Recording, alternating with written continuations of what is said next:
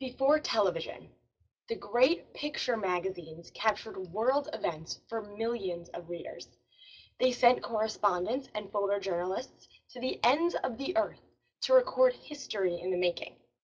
Among this elite was the photographer John Launois. Welcome, everyone, to today's BookTrib live chat. I am your host, BookTrib Babe. Of course, you can follow me there on Twitter to get all the news and updates going on in our fabulous book lovers community, BookTrib.com. If you are a returning guest of our lovely live chat, then welcome back.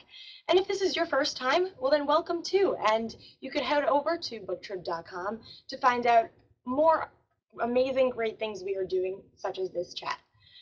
We have a really special treat for you today. If you heard in my initial intro, it is about the photographer John Launois. During the 1960s and 1970s, the final decades of the golden age of photojournalism, John Launois blossomed as one of the most prolific and sought-after photojournalists of the period. His published work appeared in Life, the Saturday Evening Post, National Geographic, Fortune, Time, Newsweek, Look, Rolling Stone, Paris Match, London's Sunday Times, and many other American, European, and Asian publications. You cannot think of an image from this time period without envisioning a Lanois photo. From the Beatles, such as this fabulous photograph. There's another amazing one in here. These may look familiar to you. This one. To Malcolm X. This one may look familiar as well. How gorgeous is this? Stunning. So the Beatles, Malcolm X, Bob Dylan, John Steinbeck, Salvador Dali, Dustin Hoffman, Soviet comrades, rural miners, rebel soldiers, he captured them all. John Launois started a memoir detailing all of this. Unfortunately, he passed away in 2002 and was unable to finish it. His son, however, Chris Launois, who comes to chat with us today, finished his father's memoir,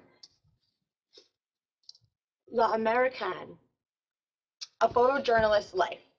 Let me just say, this is a beautiful book, as you were able to tell from the inside. It is just, it's gorgeous. And you could have a chance to win one of these books if you head over to BookTrib.com and click our Enter to Win button. Now a little bit about Chris before he joins us. Of course, he is the son and co-author of this incredible book, and he lives in New York City. He is a musician and a composer, and he is the host of the weekly TV show Pandemonium on Channel 67 in the city, and worldwide on mnn.org. I can see he is waiting for us in the wings. Please feel free to start submitting questions if you have not already, and he'll be happy to answer them. Wow. Hello. Hi, Chris. Hello, BookTrib Babe. Is that what you said? Yes, BookTrib Babe. How are you? We're so happy you're here with us. Well, thank you very much for having me. Of course. So I am going to head out of your way and let you take the floor. Oh, okay. And we'll Right start. on. Oh, there I am. Which way do I go? Here. All right. I'll get used to this space odyssey in a while. All right. What do we do now? Did your dad travel with the group? He went to England. The question is, can everybody see this question? I don't really know. This is the first live chat I've ever been on. So anyway, the question is, did my father travel with the Beatles? He went to England to Epstein, the manager's office, and trying to convince him trying to convince the manager, who didn't want to really do the shoot, to do it. And for Saturday Evening Post, he went to England, and they tried to shoot him in the streets, but there were too many crazy girls running around and in the streets, so they had to create the whole setting in the studio. So the pictures he took of the Beatles were actually in the studio, though it looks like they're outside. It was conceptual photos. Travel with the group, yeah. Okay. Well, another question. Why was this an important book to write? Oh, well, I wanted to know my father's story because I knew it was a good one, an adventurous story. So Uh, and everybody close to my father was telling him, John, tell write your story. I'm getting this. Write your story because it's a story worth telling. And I knew that if we waited too long, it'd be too late. And so he had trouble starting uh, to write the book. So after years of he did research before starting, and he wouldn't start. So I just said, Dad, tell me the story, and I'll start writing it down for you. And so that's how it started. Then he started giving me notes and handwritten pages, and then typed like old man typewriter pages, and so I would refine it. And we worked together for 7 years to write the book, and then it took 10 more years to get it to publication today. Why was it? Yeah. It was a story worth telling. That's why it was important. to me. What was the golden era of photojournalism, and what was the position of John Launois in it? Oh, the golden age of the golden era of photojournalism. It basically peaked in the '60s, and that's when my father became a Top Gun international photojournalist. And so he was there at just at the right time, where the photojournalistic magazines like Saturday Evening Post and Life magazine, they had a lot of power to affect the world, opinion in the world, even Congress in the U.S. to even make laws about against pollution and you name it. And so it was a pretty, it was a you know he was there right at the top peak of photojournalism, but then television came in, and basically the great photojournalistic magazines collapsed from the competition of television.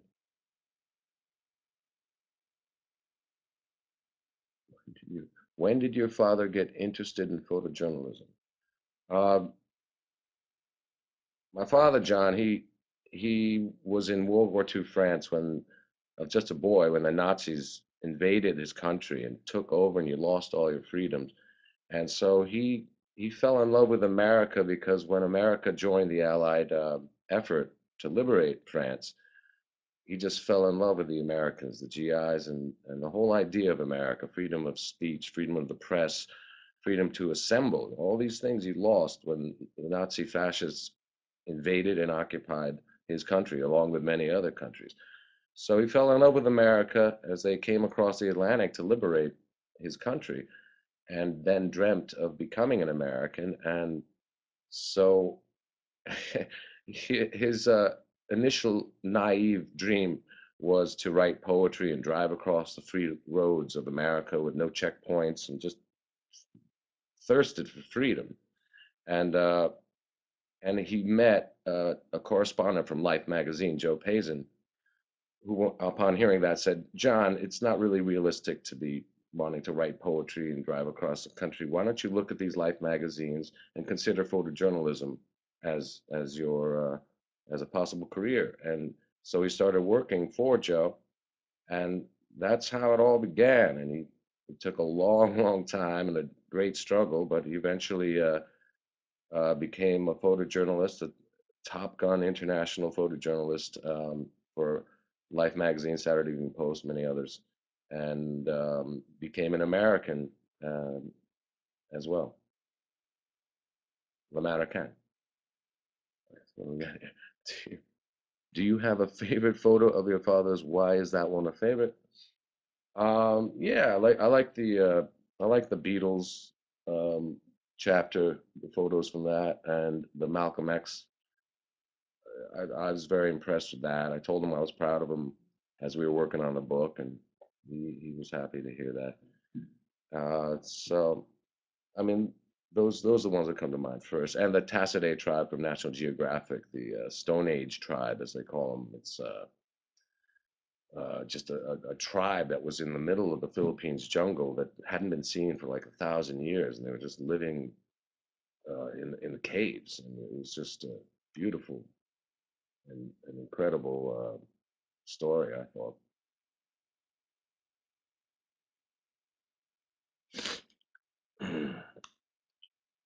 I get used to this. Let's see. As a musician, does it give you great satisfaction to know that your dad took such iconic pictures featuring the Beatles? It's great satisfaction. And oh, I have to push more here. Let's see. Great. Featuring the Beatles and so many more. Does it give me great satisfaction? Well, yeah, I guess so. Yeah, yeah, sure. Why? What? I was proud of him, and I'm glad I got a chance to work with him for all those years to get the story down, and the team that worked on this book did a great job. I mean, it's a kind of book that you want in your hand as opposed to something electronic because the design and everything it really beautifully done. We had a great team working on this. We have a great team. Let's do this. Cheers. How did he come to shoot Malcolm X? Yeah, great chapter. He was given an assignment by Saturday Evening Post, and the editor warned him, John, be prepared for a hostile encounter because Malcolm X at that point was saying, he hates the white man, because of all the racism and all that they had done, the oppression. And so the editor was right to warn him. So my father was sent out to Egypt because the Post wanted pictures of Malcolm X in Egypt. And finally, he arrived at like 2 o'clock in the morning, Malcolm X, at the hotel. And my father puts out his hand to shake his hand, and Malcolm X wouldn't shake it. So it was a tense beginning. And then they started talking about oppression, and Malcolm X said to my father, "You know nothing about oppression." And then my father said, "Well, I know a little bit about oppression after 4 years of Nazi occupation, and you're losing your liberty." And uh, and then Malcolm X said, "What did he say?" He said, 4 years of oppression is a long time. Imagine a lifetime." And then Malcolm X smiled for the first time. And then they had a conversation and they became friends out in Egypt and they went on that whole shoot. And the photographs you saw were taken, the iconic photographs of Malcolm X out there. And Malcolm X was just realizing at that point that it's not really white against black. It's kind of it's a more of a class thing. Like the oppressed, you don't have to be white or black to be oppressed. You just have to be poor. And so he was Malcolm X at that point was going through that transformation and realizing there were Muslims were white out there as well. So just as he was getting realizing all this, that's when they met. And he gave my father a personal letter to give to Malcolm X's wife, Betty Shabazz, in New York, and said, "Don't mail it because I don't trust the post office. Uh, just deliver it in person because I trust you." And so they became friends in that short amount of time. And then, of course, Malcolm X was assassinated, unfortunately. Uh, so just as he was transformed, making a transformation, it happens all the time. How did he come? Oh, okay. Why is the book called L'Americain? Well, my father's nickname was L'Americain, which means the American in French. And during World War II France, when France was occupied by the Nazi armies and France's own Vichy government was collaborating with the Nazis and the fascists that took over their country. It was like there was no justice, no freedom, and so his father and my father would listen to the BBC radio, which was illegal to listen to during occupied France's 4 years. And so they would close the shutters and listen to the BBC, and they would report on how the Allies joined the effort to liberate France. And that's when they thought, well, maybe there's a chance we'll be free. Maybe we'll be freed with the Americans joining it. And so my father fell in love with America, and he would tell his friends all the Allied victories he heard on the BBC radio. so often that they nicknamed him L'Americain. So it's like, hey, L'Americain, what's happening? That kind of thing. So that's stuck with him all his life. He believes in America, which I try to as well.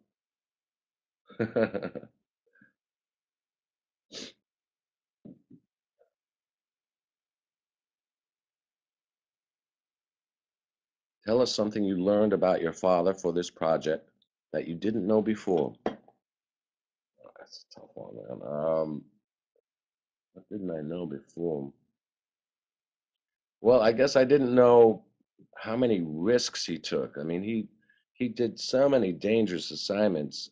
I didn't realize. Uh, I guess I didn't realize how many risks he actually took. I mean, and it that's part of the adventure of this book. I mean, he goes into hurricanes and just makes it out alive with the engines failing, or one story after another goes in the Philippines jungle where there's, heat-seeking snakes and striped-legged spiders and uh, just crazy situations. And I guess I learned that he took a lot of risks and he made it out alive each time. It's kind of amazing, and well, that was part of the reason I knew we had to write this story because it's not too many people live that kind of adventurous life. Yeah, I think that's it. How has photojournalism changed since your father was taking pictures? Do you think it has changed for the better? Well, photojournalism, the golden age, they say, as we were talking about before, was the 60s and 70s. All the 60s and late 60s and 70s, they started collapsing the photojournalistic great magazines. Now, I don't know, photojournalism is not what it used to be, but I don't know. You have to hope that uh, you can you can still succeed in it, but it's hard with television because television is so powerful that it's really hard to compete. It's a tough picture for a photojournalist, just like a rock and roller. Everyone can steal the music for free. Everyone can take your pictures for free. You don't have to get permission because it's just it's a different era. I don't know the answer. How artists are going to get paid anymore. You know, right? Don't smoke, kids. It's really bad for you. Huh? Sorry. Your father started writing this book before he passed away. How much of it did you have to? How much? What are you doing? How much of it did you have to finish? Oh, I see. Yeah, we wrote for 7 years together, and we were just nearing the last chapter, and um, and then he from heart failure. He was 73 years old. He died unexpectedly, and so I had to finish the last chapter by looking at all his notes and talking with his wife Sigrid and my mom Yukiko, who became friends amazingly after his death and close like family. And so I pieced it all together. Don Connery, Time Life correspondent, good friend of my father's, he helped me navigate the terrain of trying to finish that last chapter. And then I wrote the epilogue. So that took several months to do. And then just editing. I mean, it was so much to edit because there's so many countries and names in this book. He's been around the world, globetrotting internationally around the world. So it was a huge endeavor to make everything correct because it's nonfiction, so it's got to be correct. And that took a long time. And then to finally get published, that took in the end it took 17 years from start to finish to get this book to publication. Long, a long American journey.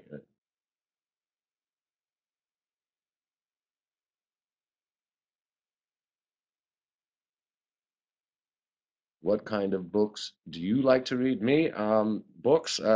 generally nonfiction. Like what are the books on the shelf here? I've been reading some stuff about a lot of stuff about 9/11. Professor David Ray Griffin's books, debunking 9/11, debunking, and the mysterious collapse of World Trade Center 7, and Richard Clarke's Against All Enemies, his account of what happened on 9/11. And yeah, I like nonfiction right now, personally.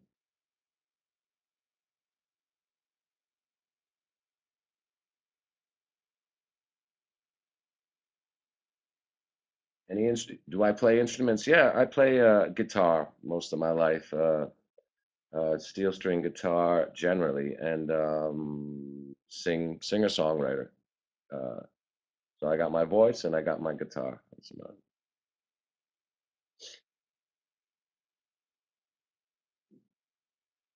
How about you?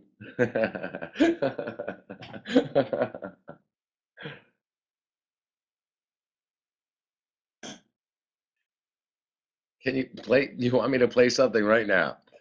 What am I gonna play? I don't know if it's in tune, man. If it's in tune, I'll. What the hell am I gonna play? Uh, if this is in tune, I'll play you a quick moment. Let's see. It's not in tune, baby. I mean, if you want me to tune this, I could try, but all right. Hold, give me a sec.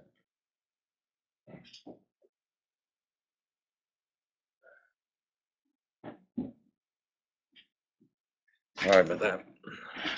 All right, I can try to tune this if you keep asking questions if you like.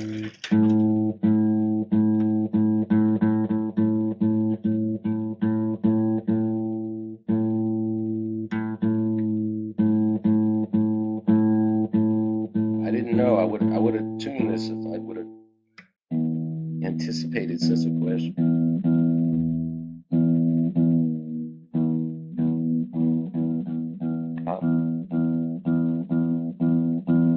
I don't know why this gave me a hard time.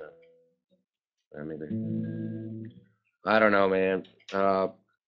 What musicians or composers do you draw inspiration from? Uh, well, the Beatles were the reason. I mean, John Lennon was the reason I went into music. He was the inspiration. That's why I started. But I love movie soundtracks, and I love, of course, the classics. You know, like U2, and I love Springsteen. I met him once. He's a nice guy. He's a gentleman. I snuck into a party once and met him there and thanked him for his music. Um, yeah, but the Beatles were the John Lennon was the reason.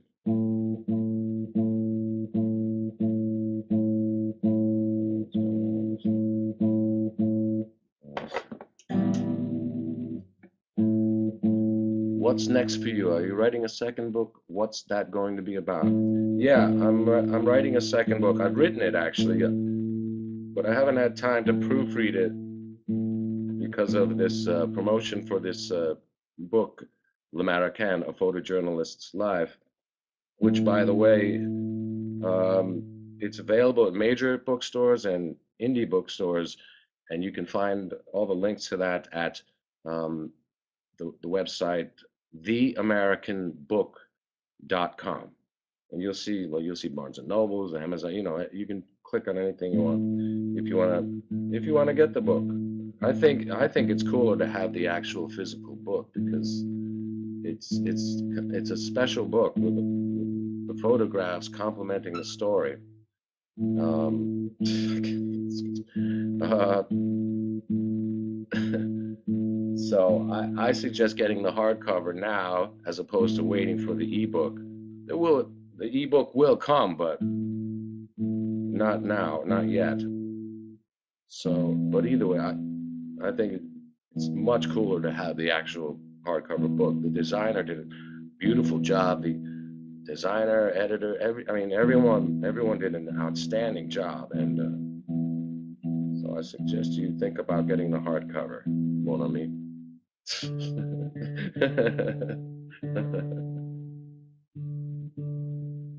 Alright, this is a hard time. All right, let's see what else you got. Did your father go back to France? My stepfather was in World War II. Thank you for his service. But he wouldn't go back when my mother visited. Go back. My mother visited France. He wouldn't go back. Well, my father, yeah, he went back to France for a while. He stayed there when he separated with my mom, Yukiko. They stayed friends, but he went to France for a while and had a hard time because all the photojournalistic magazines were collapsing around that time in the early 70s. So it was like the rug was being pulled from under his feet. And so it was kind of a hard time in France for him when he went back. But he was lucky. He met another remarkable woman, Sigrid. Um, and he married her. And then my mother, Yukiko, and Sigrid, they became friends amazingly. I mean, that's a story in itself, for sure. But America was always the country he loved.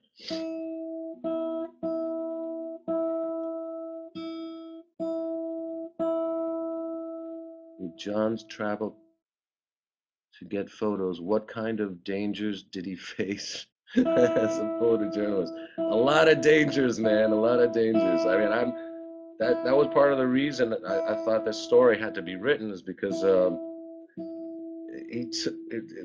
was one dangerous situation he's getting into another. You know, what, like whether it's in India or Far East, or hurricanes or wars, riots in Japan. You know, it's pretty remarkable he made it out alive of all these situations. I can't believe this thing is giving me such a hard time. Why?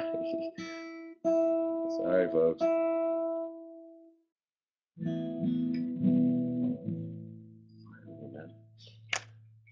All right. I'm sure you have a lot of memories of and with your father. Do you have a most memorable moment throughout your time?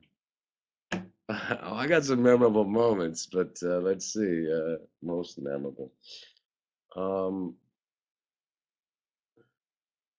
uh, I guess when we were working on the book, and I just realized how much he did in his life. I mean, he was globetrotting around the world and doing these really iconic, conceptual, impressive photojournalistic work and essays, that I just realized how much he'd done. And so when we were working on the Malcolm X chapter at the time in Liechtenstein, where he was living with Sigrid at the time, I just told him I was proud of him, and it almost uh, brought tears to his eyes. So that's one moment. I'm glad I got a chance to tell him that.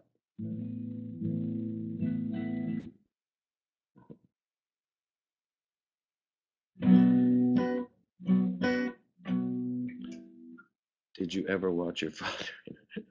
Did I ever watch my father in action? Well, that's a philosophical question, isn't it?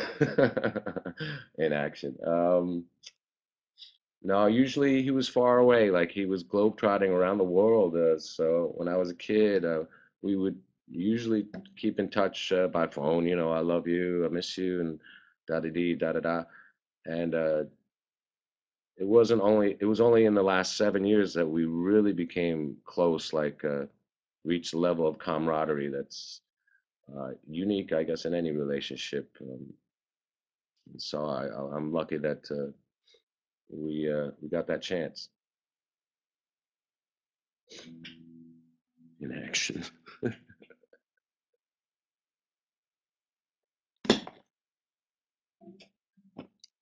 Did friends and family expect you to become a photojournalist as well? No, no. My father, he saw the magazines, the power that they used to have, fading and collapsing under the weight of television's power. So he guided me to head towards more video and film. So I went to film school at NYU, and I got that Pandemonium TV show here, and uh, at the same time, my mom gave me a guitar, so I went into music as well at the same time, and juggling a lot of different impossible American journeys, I guess. Well, at least the book is done finally, so I'm glad about that. What do you like to do for fun? Yeah, now we're talking. What do I like to do for fun? I like to, go to parties, socialize. Um, there's a local bar here called the Parlor on 86th Street. I go there often. They say I live there, but they have pool tables, so just with friends, friendly embraces and kisses on the cheek or whatever. We play pool there, and Wednesday and Sunday nights we play. We sing and dance karaoke, wireless mics. That's a lot of fun. Um, what else? What do you like to do for fun?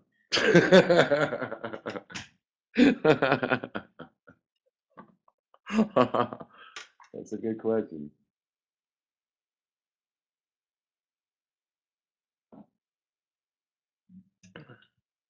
What about America moved your father? What about America? Well, as I mentioned before, I mean, uh, it's hard to imagine Nazi armies invading your country, right? And then taking over everything and collaborating with the French government. It's like the fascists armies were invading the borders, but they were also from within with the government. I mean, it sounds familiar, perhaps, but so if you lose your freedom like that, you couldn't even gather in more than numbers of like three at a time in the streets or whatever. So you lost the freedom to assemble, you lost freedom of speech, everything was censored. You lost freedom of the press, freedom itself, and so you would thirst for some kind of justice, some kind of poetic justice, any kind of justice, and the Americans came and helped. They were critical in helping to liberate France. Without the America's help, who knows? I mean, who knows if he would have been a free man eventually. And so he just fell in love with America and for the sacrifices they made coming across the Atlantic, liberating France. And in a way, his book, I mean, it wasn't easy for him to write. Um, because it's hard facing your whole life and like because you make a lot of mistakes in this life and so you have to face them at the same time you write about your globe-trotting triumphs and it's not easy. It wasn't easy for him, it wasn't easy for us, but for him especially. And so but in a sense he continued and he persevered to finish this book because he wanted to leave something behind like a tribute to America, just parting gift to America. This book, L'American, A Photojournalist's Life. It's his uh, it's his gift to America. Grateful for America for taking him in, and sharing what liberty she offered.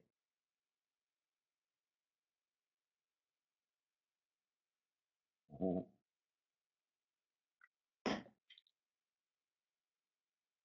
You've mentioned TV a lot. Do you give the internet a thumbs up or thumbs down for photojournalists?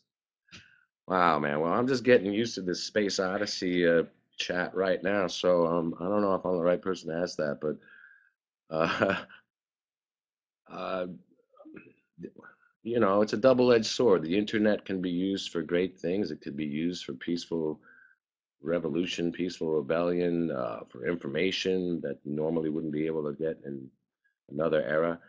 So I, I guess try to hope to be optimistic that maybe it'll help, but it's difficult. It's difficult to get paid these days, as a photojournalist or a rock and roller or any kind of artist or newsman. I heard a bunch of photojournalists just got fired from some major newspaper, like they fired the whole staff. So It ain't gonna be easy, whatever it is, but what's ever easy that's worth anything anyway, right?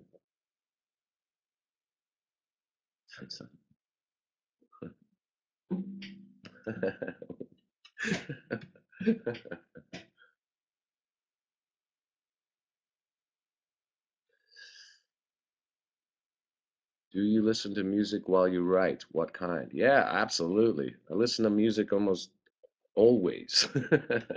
um, when I write, what kind of music?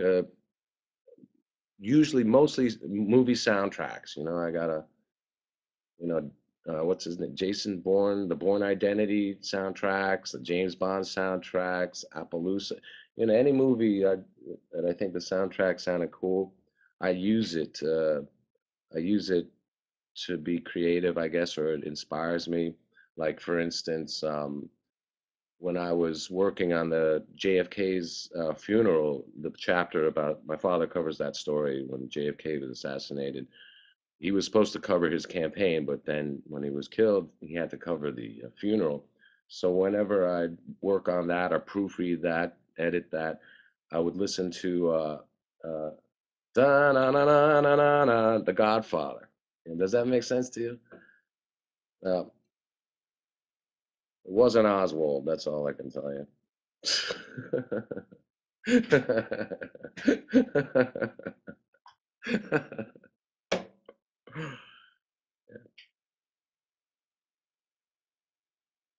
What song would you say could it be applied to the soundtrack of my life? Wow. Who's asking all these questions? Did you hear this question? What song would you say could be applied to the soundtrack of your life? What song? What's that song? Oh, No Line on the Horizons by U2, 2009. Great song. Check it out. No Line on the Horizon. Beautiful. Listen to it every night before I go out into the dark night.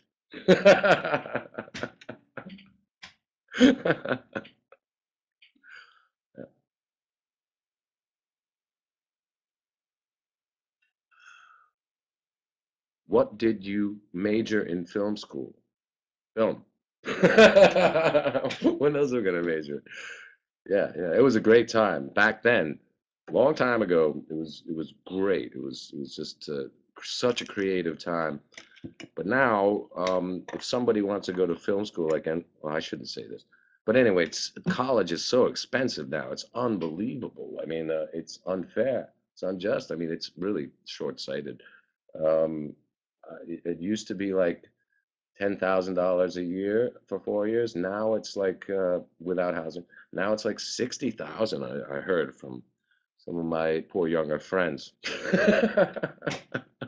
It's really unfair. It's crazy. It shouldn't be that much. You could make a movie instead of going to film school now if you wanted.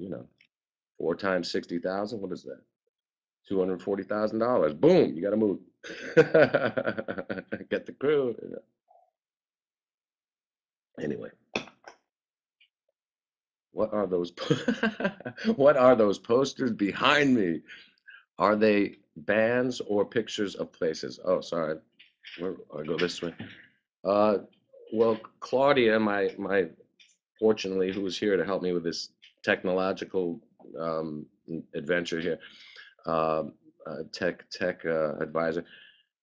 She made some posters of our band, The Pan. That's the name of the band, PAN, The Pan. So she put together some collages and there's some of my father's photographs below. You can't really see it, but uh, it's just stuff that uh, was promoting the band and that Claudia had the kind heart to make.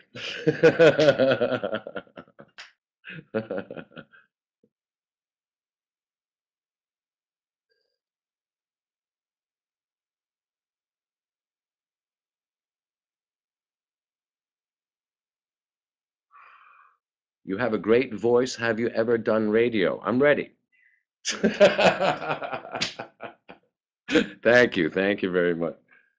Yeah, no, I'm ready. I'm ready anytime, anywhere, as long as it's. something positive again.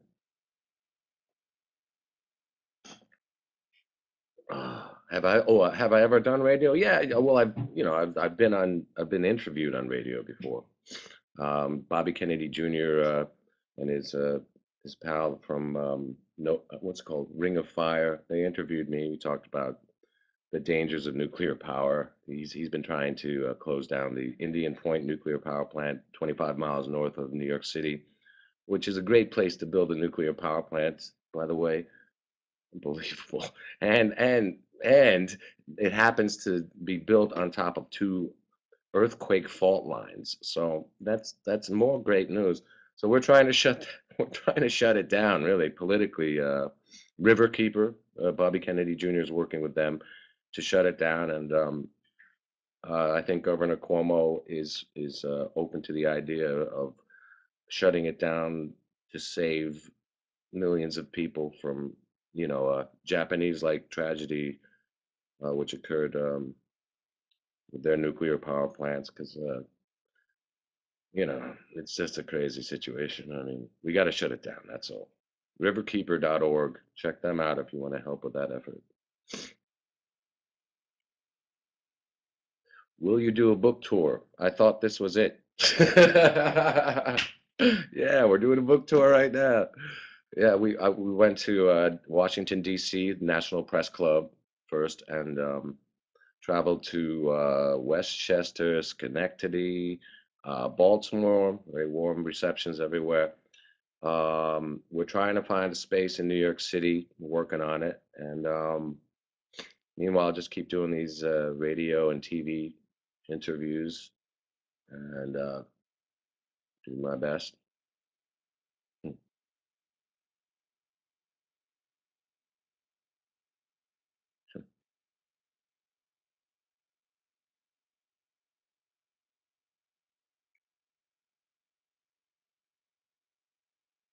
Un petit peu français. Do I speak French? Just a little bit. Japanese, atsui ne means it's very hot.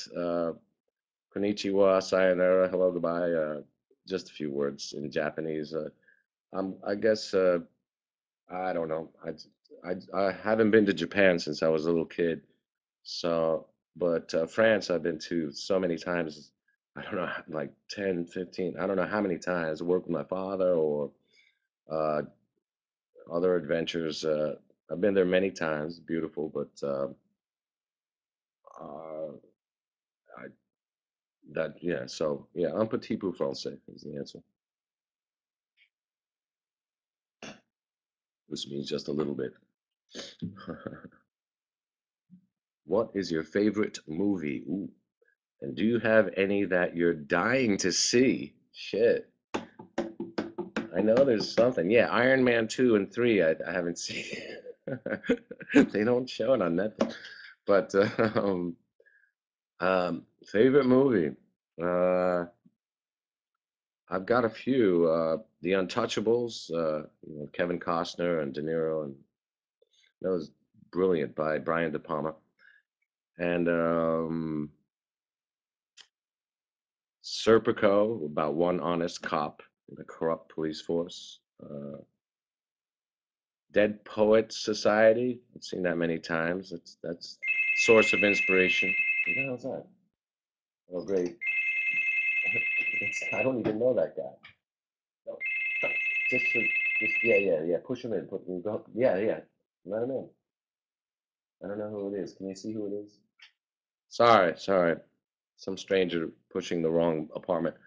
Um, yeah. So those movies, many movies are a great inspiration. I find it's the Thor was good. But I love stories that are nonfiction, often be, that are stories about courage. Those are my favorite movies.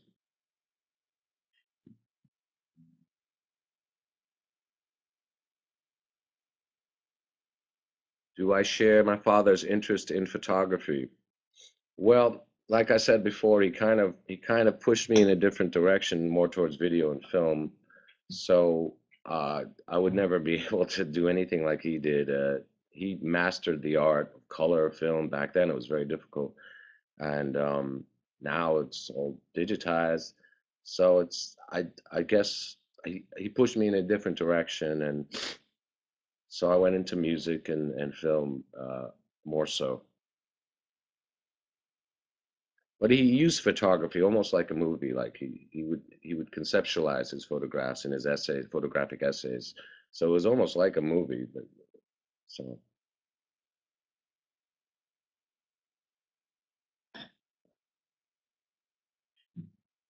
uh-oh, what happened? What's this? Oh no, okay, cool. It just went. Hi, Chris. A viewer wants to know what's your favorite part about living in New York City.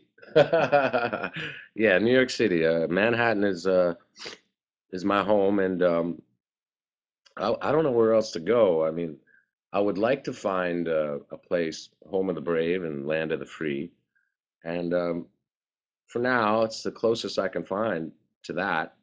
So I can't complain. Yeah, I love New York City. It's I love how it's so many people in one city. You know, so many different kind of people, like a melting pot. That's that I relate to that because I'm half French and half Japanese, and so I can relate to coming from different cultures, even though I was born in Manhattan. And so I love that mix. I love the mix.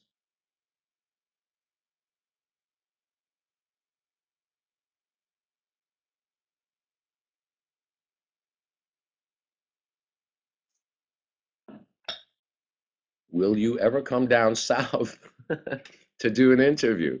Well, uh, where?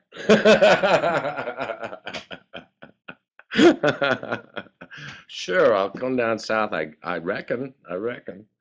Um, I'd actually like to go to Colorado first, but they didn't set it up yet. If they are, like I said, land of the free, home of the brave. I've been to Florida. That's what you. You're tuned now. I'm tuned now. You're right. How did you know? All right. Uh, Are we going to hear you play? All right. I wasn't prepared for this. I'm working on this book mostly, so don't hold anything against me here. But this is some of the once a clip from what I'm working on. Chabela, it's called. What a surprise! Some magic in your eyes. Oh, how time flies. Time for time to say goodbye. Such a lucky fella. Never knows better, no. Such a lucky fella. Ah, ciao bella. I hope that's good enough for now. I don't want to take up all the time playing music for you.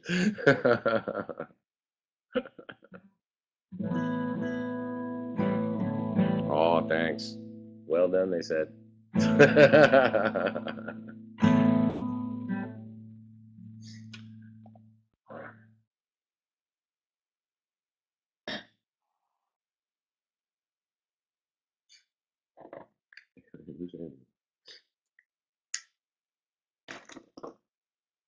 Well, thanks a lot. Very good now. Bravo. Well, thanks. Thanks for being there. Takes a while to get used to this camera thing. You move one way, it's the opposite way.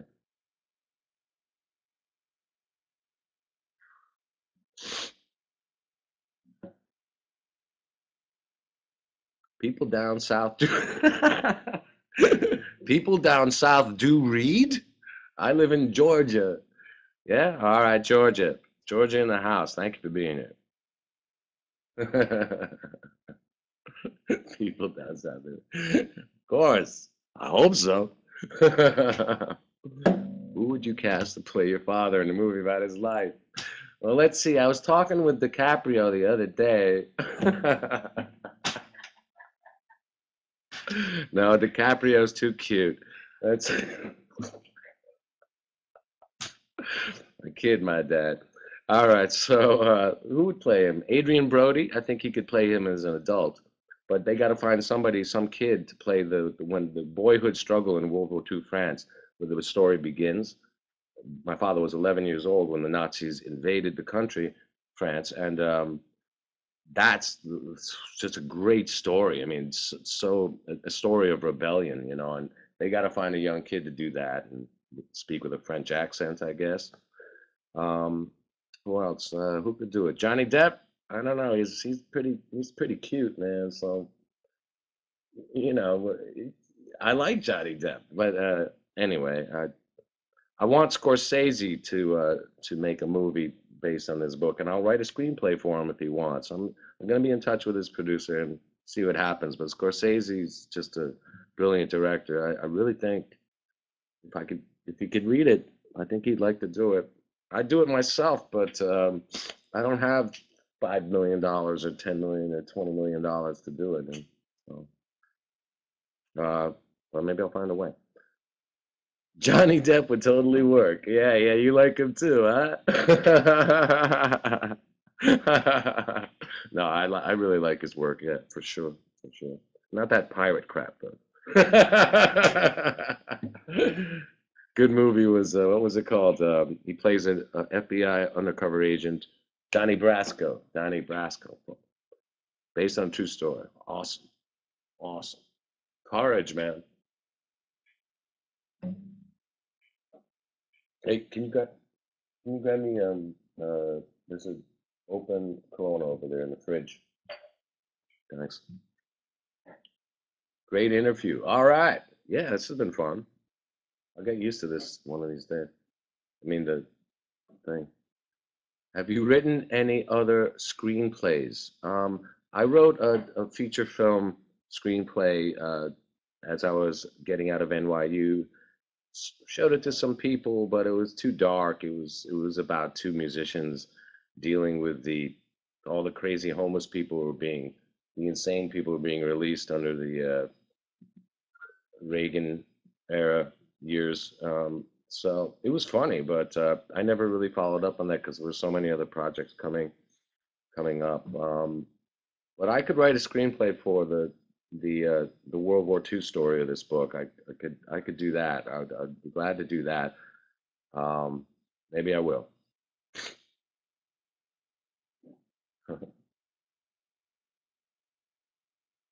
You love to laugh. You love to laugh and seem to really enjoy life. What are your future plans? My future plans. Uh, well, thank you. It's good to laugh. It's better than crying, isn't it? My future plans, well, immediately is to promote this book, L'American, a photojournalist life, John Launois and Chris Pan Launois. Uh, that takes a lot of time, and I've already written my second book. It's like a rock and roll memoir full of comedy and tragedy and everything you need for a good story. It's written. I just have to proofread it, but it's nonfiction, so I really have to. It's a lot of work to make sure everything is right, and so I hope to publish that one way or the other. I guess in about a year or two. And I have an album, a seventh album coming. Oh yeah, if you want to check out the music, it's w.thepan.com. If you want to, there's some free music there, and I think you can still get, yeah, you'll be able to click on and check out the music there. I don't know, I think there's 5 albums on there now. But anyway, the seventh one will come, but it's already done, but I just had no time to uh, put it all together right away. But I need someone to do the artwork on it. And so that'll come to the music for Pan. And what else? Um, yeah, in the meantime, just want to live, just want to live, stay alive, stay alert, stay alive. On the ready. Oh, you're looking forward to my next book. Thank you. That's very sweet. Um, yeah, yeah, I'll try my best to uh, get it out there as best as I can. I mean, I really want people to check it out. I mean, it's a funny and harrowing story, and I'm working on it right now. Yeah. Thank you. Do you travel a lot? I used to travel a lot, yeah. Um, but right now I'm just everything's focused on this book tour. So if they want to send me to anywhere, then I'll go there. But I I I just have to focus on this for now, traveling. I mean, the last nice place I went to was Barbados, and just for vacation, I guess. I don't know if I'm like my father in the sense that I'd have trouble taking a vacation. It seems like there's always something to do, but um, I'm up for traveling, I guess, depending on who's asking.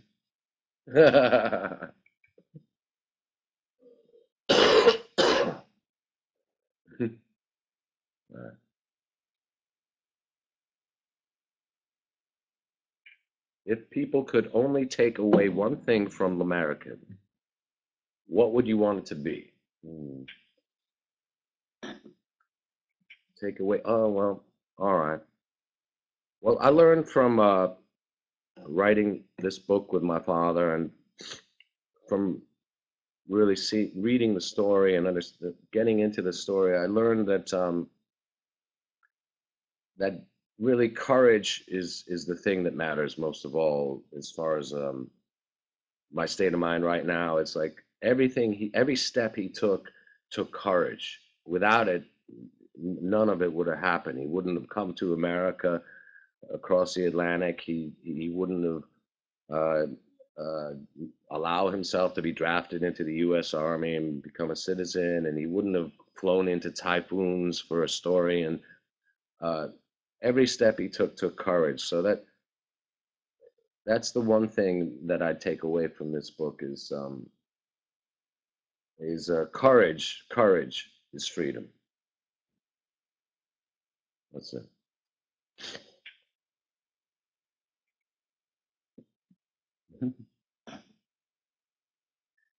Yep.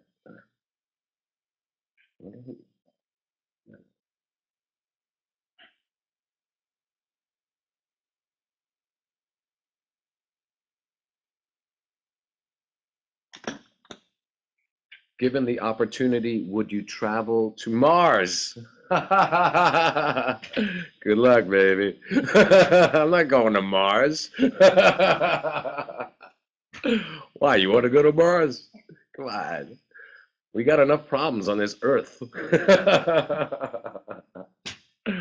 No, but my father wanted to, he said, like, if there's ever a photojournalist allowed to go on a space mission, he'd like to go to the moon.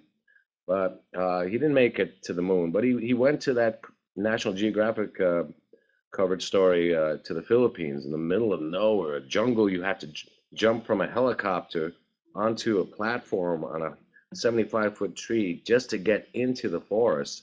So that was like going to the moon, basically, and another world, totally untouched by civilization, I guess. Um, but yeah, no, I'm more interested in the Earth than Mars. I hope you don't take that the wrong way.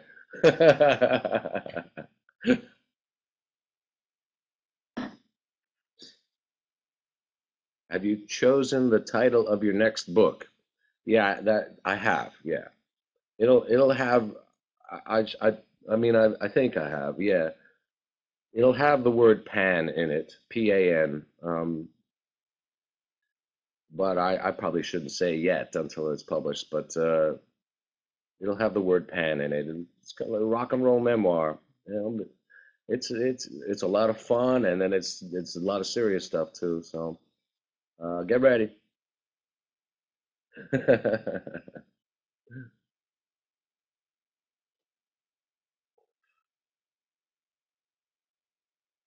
What a fun chat. Unfortunately, it's time to say goodbye. Okay, thank you so much for joining us. Thank you. Would you kindly tell our, hold on, lovely viewers that they can win a copy of your book at, there's more. Yes. Oh, at booktrib.com. Check it out. Yeah, booktrib.com. So good luck. It's a beautiful book. Beautiful team worked on it. It's a beautiful book. I think wish you luck on getting one of the free ones. Is that it? You tell me.